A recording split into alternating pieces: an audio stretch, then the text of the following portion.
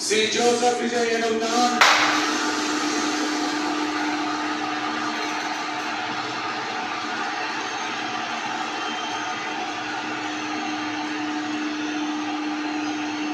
சட்டப்படி அமைக்கப்பட்ட இந்திய அரசியல் அமைப்பின்பால் உண்மையான நம்பிக்கையும் மாறாப்பற்றும் கொண்டிருப்பேன் என்றும்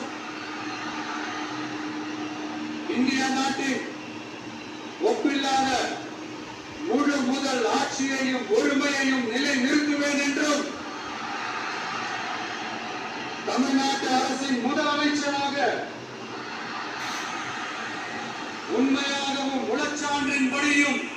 என் கடமைகளை நிறைவேற்றுவேன் என்றும்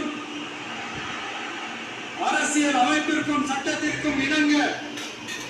அச்சமும் ஒருதலை சார்பும் இன்றி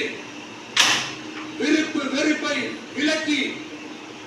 பலதரப்பட்ட மக்கள் அனைவருக்கும் நேர்மையானதை செய்வேன் என்றும்